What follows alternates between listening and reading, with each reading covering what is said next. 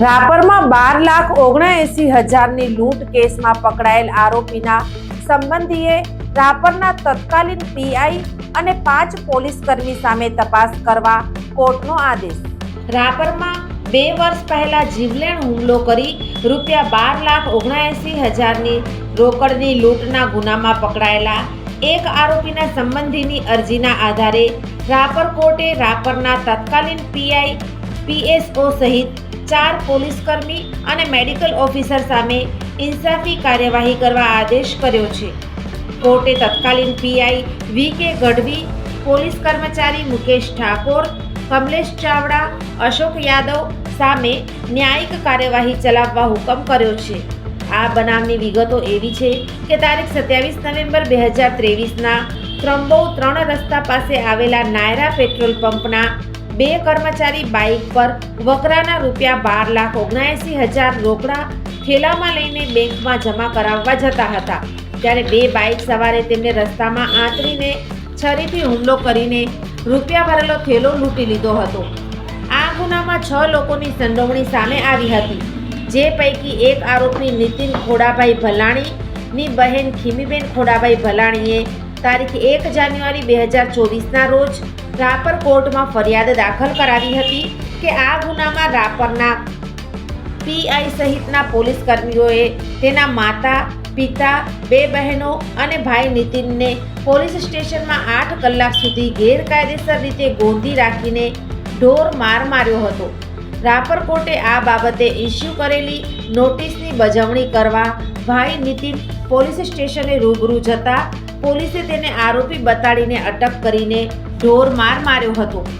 પોલીસે નીતિનને કોર્ટમાં રજૂ કર્યો ત્યારે તેને શરીરે કોઈ ઈજા ન હોવાનો રાપર સામૂહિક આરોગ્ય કેન્દ્રના મેડિકલ ઓફિસરે રજૂ કરેલો રિપોર્ટ પોલીસે કોર્ટ સમક્ષ રજૂ કર્યો, પણ પોલીસે ઢોર માર માર્યો હોવાનો નીતિને કોર્ટ રૂબરૂ આપેલા બયાનના આધારે કોર્ટે ફરી તેનું મેડિકલ ચેકઅપ કરાવતા શરીરે ઈજાઓ હોવાનું તપાસ રિપોર્ટમાં સામે આવ્યું હતું। પોલીસ અને સરકારી ડોક્ટરે એક સંપ થઈને મેડિકલ રિપોર્ટ ખોટો આપ્યો હોવાનો, ફરજમાં બેદરકારી દાખવી હોવાનો ખીમીબેનને કોર્ટમાં રજૂઆત કરી હતી। ફરિયાદી અન્વયે કોર્ટ પોલીસ સ્ટેશનના સીસીટીવી કેમેરાના ફૂટેજ અને સ્ટેશન ડાયરી રજૂ કરવા હુકમ કર્યો, પરંતુ પોલીસે રજૂ ન કર્યા। પીએસઓએ સીસીટીવી કેમેરા બંધ હોઈ ફૂટેજ ઉપલબ્ધ ન હોવાનું કોર્ટને જણાવ્યું હતું। કોર્ટે ચુકાદામાં નોંધ્યું કે દરેક પોલીસ સ્ટેશન સીસીટીવી કેમેરાથી સુસજ્જ હોવા જોઈએ અને કેમેરાની દેખરેખની જવાબદારી પીએસઓની હોવા છતાં પીએસઓ અશોક કુમાર પ્રેમસિંહ યાદવે બંધ કેમેરા ચાલુ કરાવવા કોઈ કામગીરી કરી નથી અને તે રીતે સુપ્રીમ કોર્ટના ચુકાદાનો તિરસ્કાર કર્યો છે। પોલીસે પુરાવાનો નાશ કર્યો છે।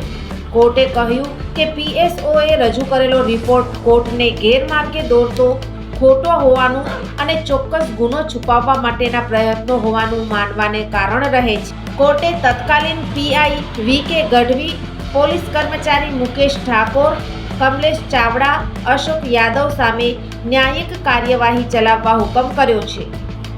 ગેરકાયદેસર ગોંધી રાખવા અને ઢોર માર માર્યો હોવાની કોર્ટમાં ફરિયાદ કરવાની વાત આવતા પોલીસ વિરુદ્ધ કોર્ટમાં ફરિયાદ ના કરવા પોલીસ કર્મચારીઓએ નીતિનને ₹500ની 2 નોટ પકડાવીને લાંચ આપી હોવાનો પણ આરોપ ફરિયાદમાં કરાયો હતો। દર્શક મિત્રો, હું શીતલ મહેતા। આજે તારીખ 27 ડિસેમ્બર 2025 આ હતા આજના સમાચાર। આવતીકાલે ફરી મળીશું, ત્યાં સુધી મને રજા આપશો। નમસ્કાર।